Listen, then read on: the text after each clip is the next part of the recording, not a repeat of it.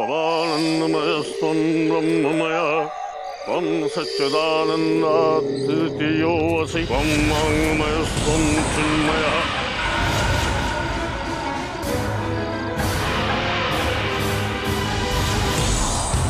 दुष्मंजरी, तूने यहाँ आने की धृष्टता कैसे की?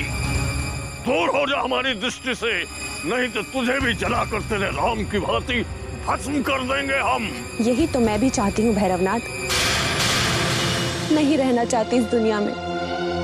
तुरंत मुझे जलाकर भस्म बना दे ताकि मैं भी अपने राम के पास चली जाऊं।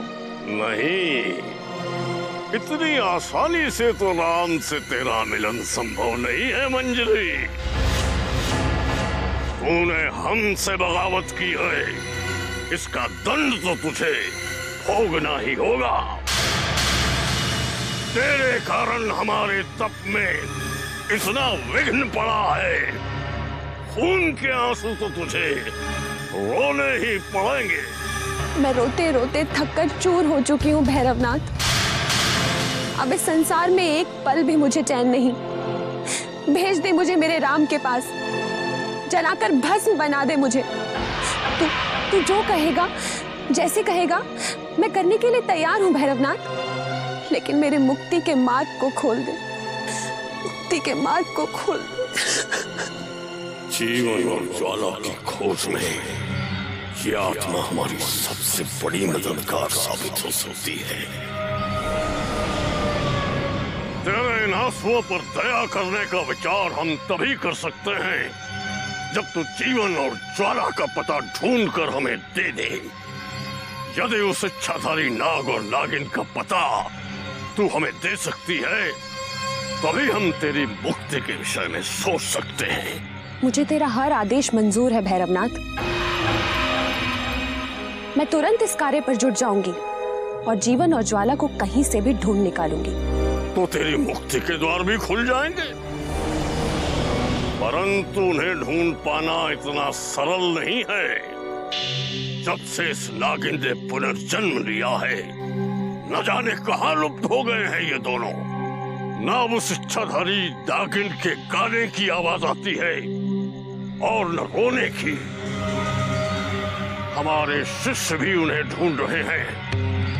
देखना यह है कि हमारे शिष्य पहले ढूंढ कर लाते हैं या तू।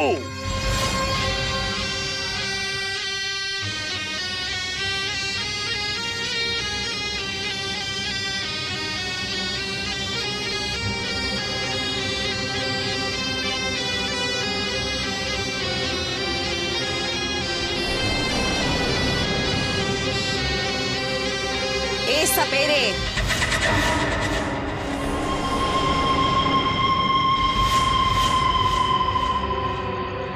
सर पटक पटक कर थक जाओगे सपेरे, लेकिन नागिन कहीं नहीं मिलेगी।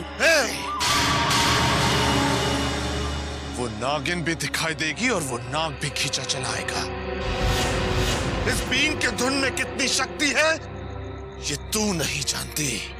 यदि तेरी इस बीन में इतनी ही शक्ति होती तो कब का नागिन को तू अपने वश में कर लेता, जो मैनपुरी के इस जंगल में सिसकते और गाते हुए भटका करती थी।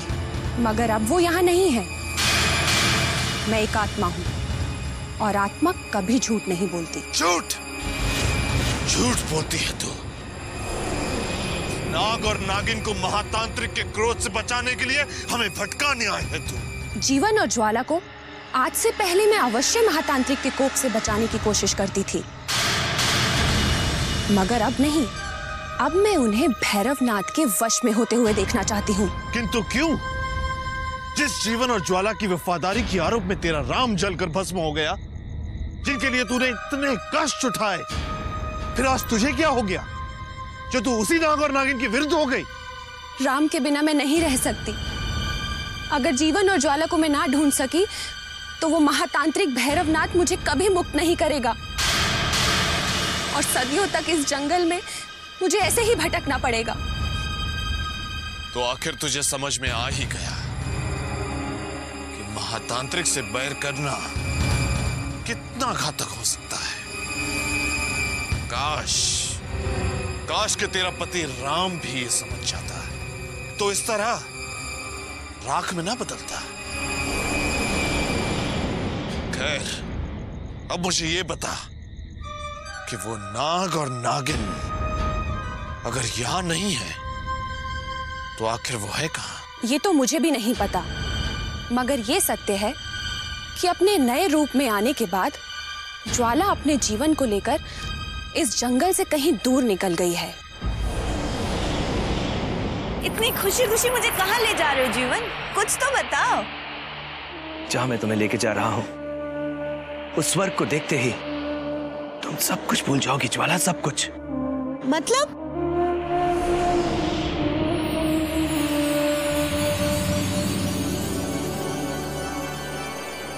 वो देखो।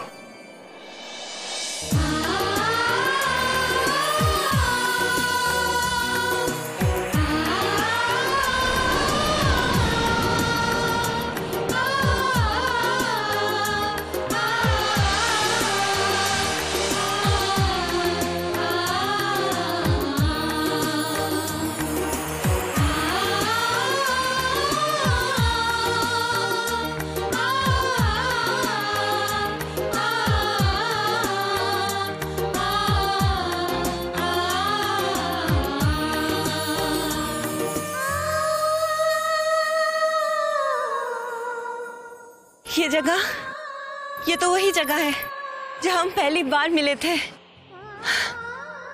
ये वही स्वर्ग है जहां मैंने अपने इस प्यार के देवता को पहली बार देखा था।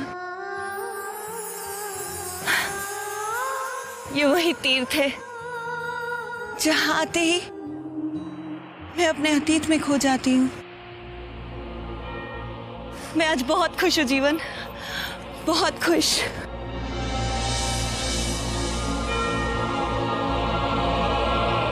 ऐसा लग रहा है जैसे आज हम पहली बार मिल रहे हैं। कभी अलग ही नहीं हुए थे ज्वाला, याद है जब पहली बार तुमने मुझे इस मंदिर में देखा था तो शर्मा कर अपना ये सुंदर मुख मेरे दिल के मंदिर में छुपा लिया था। और वो भगवान हमें इसी तरह आशीर्वाद दे रहे थे। पहली बार जब हम मिले थे तो हमारे साथ हमारे शरीर था, मगर अब हमारे आत्माओं का मिलन हुआ है। शरीर तो साथ छोड़ देते हैं मगर आत्माएं कभी नहीं। ज्वाला, ये वो मंदिर है जहां पे कोई साधारण मनुष्य कभी नहीं जा सकता। मंदिर के आंगन में खड़ी वो तिलस्मी युवती की मूर्ति को बिना रख चढ़ाए यदि कोई भी मनुष्य उस मंदिर की चौखट में कदम रखने का प्रयत्न भी करेगा तो उसकी मृत्यु निश्चित है। मगर भगवान शिव की हम पर ऐसी कृपा है ज्वाला कि जब हम पहली बार मिले थे तो किसी भी मनुष्य का रख चढ़ाए बिना हमारा मिलन हो गया था। मगर मिलन के बाद हम जुदा भी तो हुए थे जीवन। पर अब उस मूर्ति पर मंगल का रक्त अवश्य चढ़ाना पड़ेगा ताकि फिर से कोई किसी का प्यार न छीन सके। कहाँ है वो मूर्ति? मैं उसे समीप से देखना चाहती हूँ।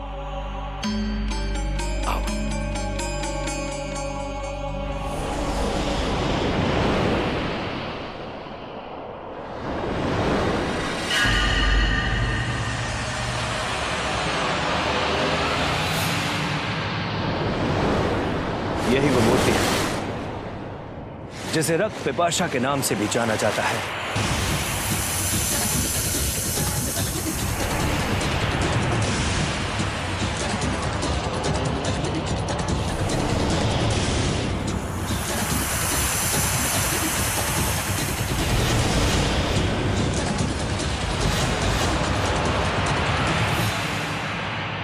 आज तक मैंने कभी ऐसी मूर्ति नहीं देखी है जो कोई जीती जागती युवती के समान लगती हो। कितनी जीवंत है ये मूर्ति। ऐसा लग रहा है कि अभी बोल पड़ेगी? ये बोलती भी है।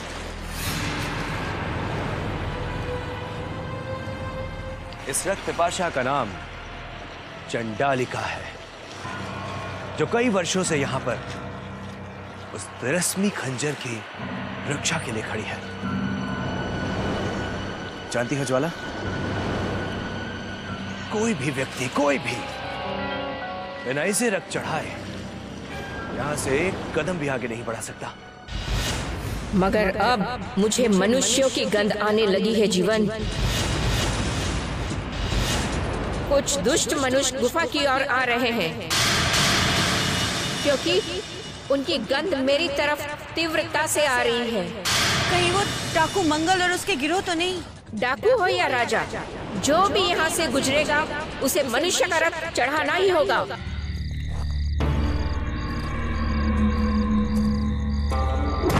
मिल्खा, पानी।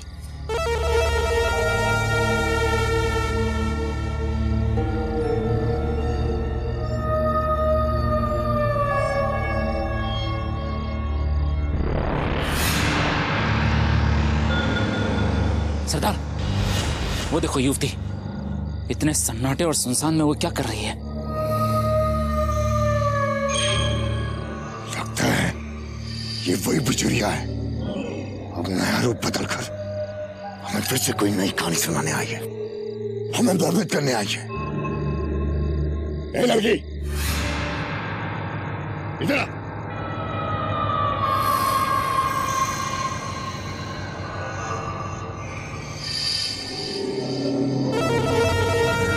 कौन हो तुम? मंगल सिंह। तुम बताओ, तुम कौन हो? ये बताना मैं जरूरी नहीं समझती। हाँ, मगर इतना बता सकती हूँ कि आगे बढ़ने से पहले ये मत भूल जाना कि रक्त की प्यासी मूर्ति समीप ही खड़ी है। मगर ये क्या, तुम्हारे पास रक्त तो दिखाई नहीं दे रहा है। यदि उसे रक्त चढ़ाए बिना कदम आगे बढ़ा दिए तो तुम में से कोई भी जीवित नहीं बचेगा। हम जानते हैं, मगर तुम ये नहीं जानती। तुम्हारी तरह हम किसी कलश में रक्त उठाए नहीं पटकते। जब हमारा सामना उस मूर्ति से होगा, तब हम उसे बिल्कुल ताजा खून चढ़ा देंगे।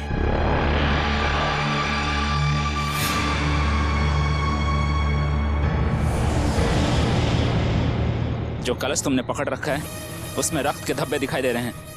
यदि आधा रक्त हमें दे दो तो सारी समस्या का हल हो जाएगा। मगर मानवता के नाते ये नेक काम कर दो, हम जिंदगी भर तुम्हारा एहसान नहीं भूलेंगे। चलो, भिखारी नहीं, डाकू है। सरदार, यदि ये हमें रक्त नहीं देगी तो हम इसके रक्त कलश पे टाका डाल देंगे।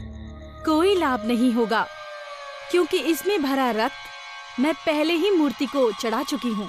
हाँ, तुम्हारे चारों साथी तुम्हारे काम अवश्य आ सकते हैं।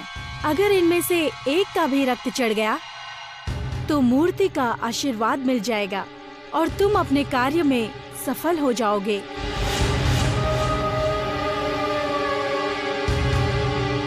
चलती हूँ मैं।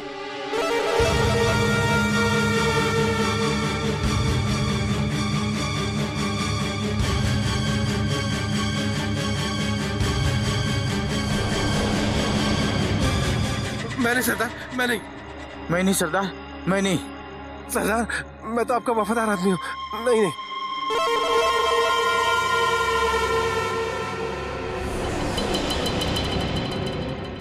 सरदार, मैंने तो आपका नमक खाया है। जिसके खून में नमक मिला हो उसका खून वो मूर्ति नहीं पीती, लेकिन इन तीनों का खून पीकर वो खुशी से झूम उठेगी। आगे बढ़ाना छोड़ो और आगे बढ़ो। अगर हमसे पहले हमारा कोई शत्रु वहां पहुंच गया तो अनर्थ हो जाएगा। चलो।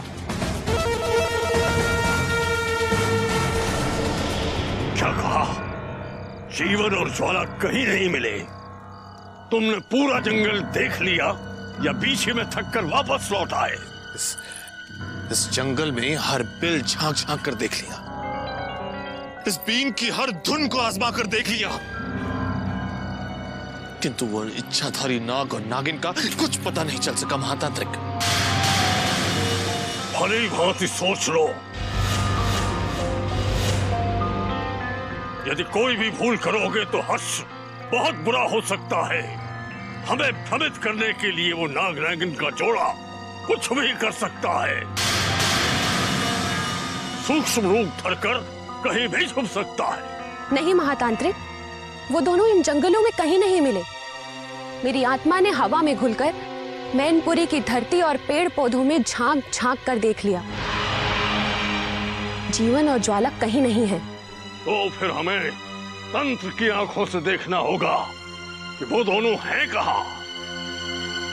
या मधुकैचुभ प्रमथनी या माहिषोन्मूलनी।